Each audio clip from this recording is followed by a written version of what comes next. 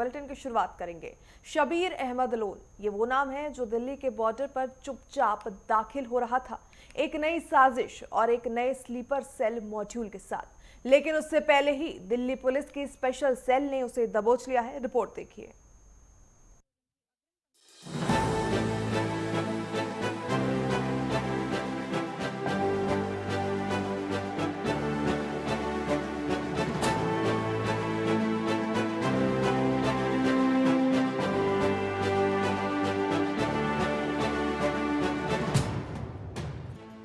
राजधानी दिल्ली की सुरक्षा में सेंध लगाने की फिराक में बैठे लश्कर-ए-तैयबा के एक बड़े मंसूबे को दिल्ली पुलिस की स्पेशल सेल ने नाकाम कर दिया। दिल्ली बॉर्डर से पुलिस ने लश्कर के खूंखार आतंकी शबीर अहमद लोन को गिरफ्तार किया है। उस पर दिल्ली समेत आसपास के बड़े शहरों में आतंकी ब्लास्ट करने की साजिश रचने और साथ ही फंडिंग इकट्ठा करने का आरोप है। इसे पहली बार 2007 में गिरफ्तार किया गया था। तब इसके पास से AK-47 जैसे अत्याधुनिक हथियारों का जखीरा बरामद हुआ था। साल 2018 में जमानत मिलते ही शातिर आतंकी चकमा देकर बांग्लादेश भाग गया। बांग्लादेश पहुंचते ही शबीर सीधे लश्कर सरगना हाफिज सईद और पाकिस्तानी खुफिया एजेंसी ISI के संपर्क में आया।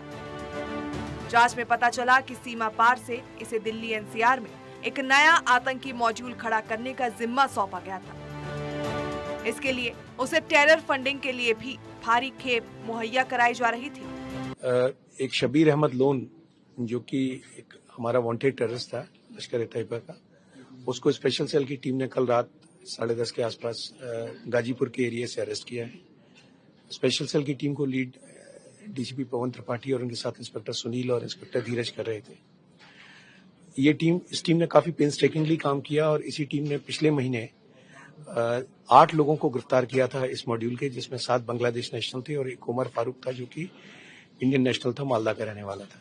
शबीर अहमद लोन बांग्लादेश में बेस्ड था और इसने हत्यारा करके एक जगह है कलकत्ता में, वहां पर एक हाइड आउट तैयार किया था जहां पे अपने मॉड्यूल के लड़कों को रखा जा सके और फर्दर कई जगहों की रेकी कराई थी, जो हैवी फुटफॉल एरियाज थे उनकी रेकी कराई थी ताकि उन जगहों पे किसी दहशतगर्दी को अंजाम दिया सके। अब चूंकि इसका एक मॉड्यूल बस्ट हो गया था तो ये फिर से आया था नई संभावनाओं को तलाश करने, नए लड़कों को आइडेंटिफाई करने के लिए, और उसी प्रोसेस में गिरफ्तार किया गया। आतंकी शबीर की साजिश का सबसे खतरनाक पहलू ये था कि वो भारत में अवैध रूप से रह रहे उन बांग्लादेशियों को निशाना बना रहा था जिनके पास वैध दस्तावेज नहीं थे। शबीर उन्हें बरगला कर और उनकी मजबूरी का फायदा उठाकर आतंकी गतिविधियों में इस्तेमाल करने के फिराक में रहता था। फिलहाल पुलिस शबीर से कड़ी पूछताछ कर रही है। पुलिस ये जानने की कोशिश कर रही है कि उसके मॉड्यूल में और कौन-कौन शामिल है और फंडिंग के लिए पैसा कहां-कहां से आ रहा था। शबीर अहमद लोन की गिरफ्तारी सिर्फ एक आतंकी की धरपकड़ नहीं है, बल्कि लश्कर और ISI के उस स्लीपर सेल प्लान पर करारा प्रहार है जो दिल्ली की फिजाओं में बारूद खोलना चाहते हैं। Bureau report, network 10।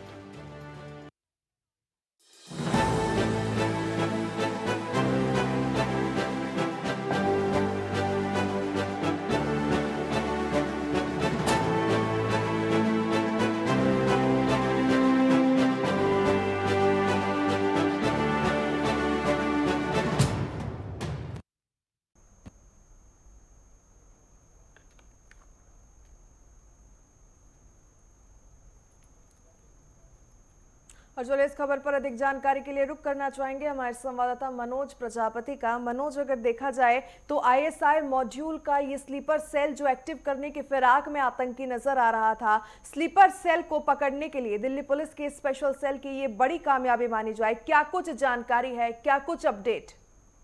जी जिस प्रकार स्लीपर सेल का ये आतंकवादी था जो पहले भी 2007 में पकड़ा जा चुका है और 2018 में यह जमानत पर बांग्लादेश भाग गया था, लेकिन इसकी जो एक्टिविटी थी उस पर स्पेशल सेल की पूरी निगरानी थी। उन्हीं के तहत इसकी गिरफ्तारी हुई है और तमाम उन निगरानियों के बावजूद इसकी जो एक्टिविटियां बताई जा रही हैं काफी संदिग्ध बताई गई।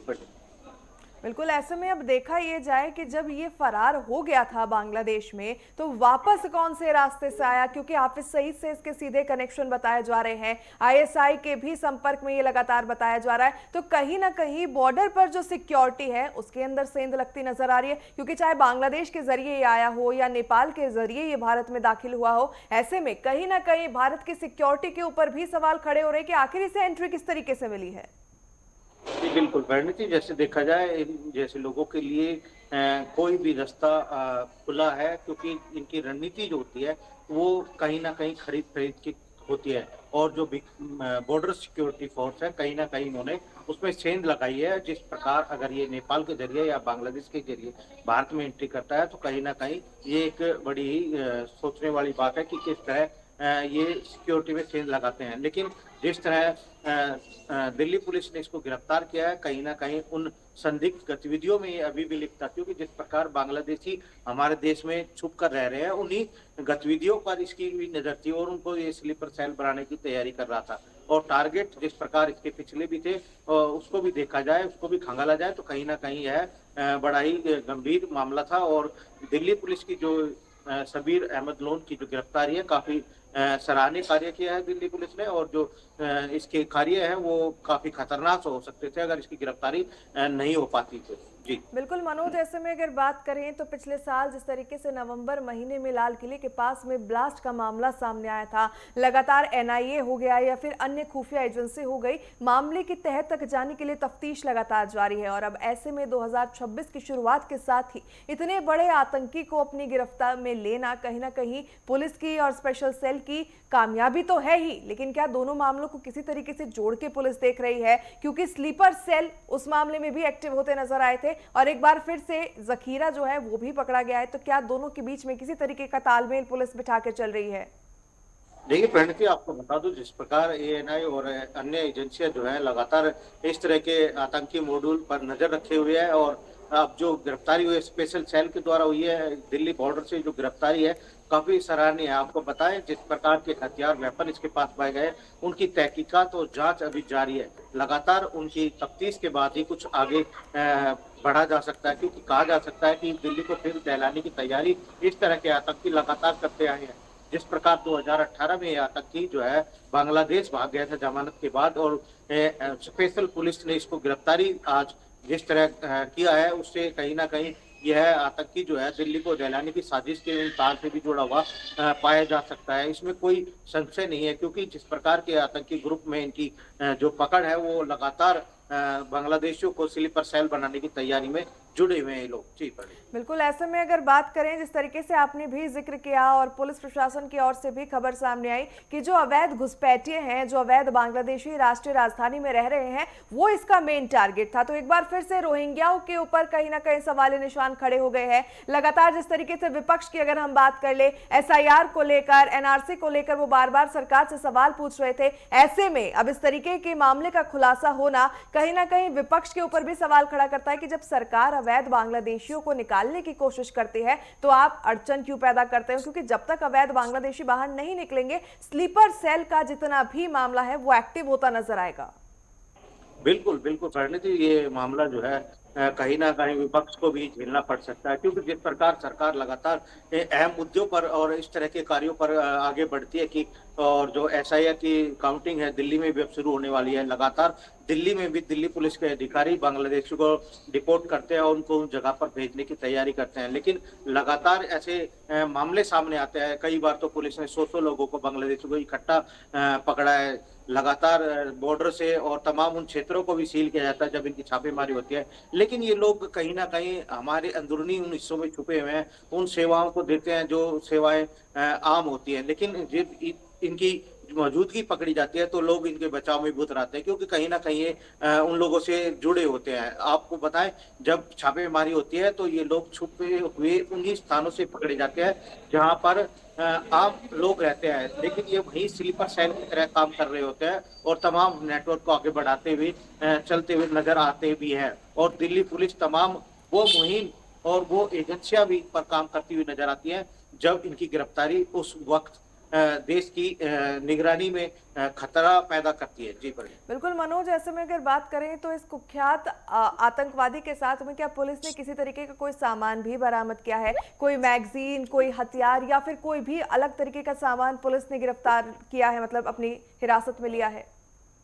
देखिए, अभी तक जब पुलिस से बातचीत की गई आला अधिकारियों से, तो उन्होंने बताया जो सामान इससे बरामद किया गया है, कहीं ना कहीं वो अभी तफ्तीश का मामला है, उसको उजागर करना अभी ठीक नहीं है, क्योंकि वो तमाम एजेंसियां उस सामान की जांच करेंगी बारीकी से और लगातार पता करेंगी। कहीं ना कहीं पाकिस्तान से इसके कनेक्शन जुड़े हुए बताए जा रहे हैं। सूत्रों ने भी ये बताया कि जो सामान है वो लगभग गिरफ्तारी के बाद एजेंसियां उस पर जांच कर रही है। जी परिणीति। बिल्कुल, ऐसे में मनोज अगर बात करें तो क्या इस शातिर आरोपी के साथ में, आतंकवादी के साथ में किसी और के ऊपर भी पुलिस को शक है? क्या इसका कोई और सरगना भी पुलिस की रडार पर है? जी बिल्कुल, दिल्ली में लगातार छापेमारी जो स्पेशल सेल और क्राइम ब्रांच के द्वारा भी लगातार इस तरह के कार्य किए जा रहे हैं। जब इससे ये इनपुट प्राप्त हुआ कि ये दिल्ली में इसकी जो संदिग्ध मौजूदगी निगरानियों में क्राइम ब्रांच ने देखी और स्पेशल सेल ने देखी, तभी इसको गिरफ्तार किया गया है। क्योंकि जो हथियार बताया जा रहा है, इसके पास से जो वेपन बरामद हुए हैं, कहीं ना कहीं वो बड़ी साजिश को अंजाम देने के लिए इसने ये तैयारियां की थी। जिस प्रकार इन्होंने उन लोगों को यहाँ अपने साथ जोड़ लिया था जो बांग्लादेश से आकर यहाँ रह रहे थे, जिनको लोग दूसरी नजरों से देख रहे थे, तो कहीं ना कहीं इसने उनकी हमदर्दी पाकर उनको अपने गिरोह में शामिल कर लिया और काफी बड़ा गिरोह बताया जा रहा है। जिस प्रकार की गिरफ्तारी है, आने वाले समय में जो है ये पता चलेगा कि इसकी गिरफ्तारी से कितना जो है आतंकवादी जो संगठन है वो पकड़ा जा सकता है। जी बिल्कुल, ऐसे में मनोज अगर न्यायिक हिरासत की बात करें तो न्यायालय की ओर से क्या कुछ बात कही जा रही है? कितने दिन की न्यायिक हिरासत में इसे भेजा जाएगा? और अगर न्यायिक हिरासत आगे बढ़ती नजर आती है तो जहां से इसे गिरफ्तार किया है, क्या वहां पे जाके किसी तरीके का सीन रिक्रिएट होगा या फिर आसपास के क्षेत्रों में इसे ले जाकर मौका वारदात पर जो है पूछताछ की जा सकती है, तफ्तीश की जा सकती है? जा सकती है। अभी जो स्पेशल सेल है, दिल्ली पुलिस है, वो लगातार न्यायालय में अभी जाने की तैयारी बना रही है, क्योंकि जिस प्रकार का मॉड्यूल है आतंकवादी सबीर अहमद लोन का, तो उससे कहीं ना कहीं ये चीजें साफ स्पष्ट हो जाएंगी। और अभी जिस प्रकार ये 2018 में जंप कर भाग गया था, न्यायालय की जो जमानत पर था ये, उसके बाद इसकी गिरफ्तारी काफी अहम हो जाती है और पुलिस चाहेगी कि कहीं ना कहीं उनको इसके मुताबिक उनको जिसकी रिमांड मिले, ताकि और भी पहलुओं को खुलासा परत किया जा सके। जी ठीक है, बहुत बहुत धन्यवाद तमाम जानकारियां साझा करने के लिए मनोज।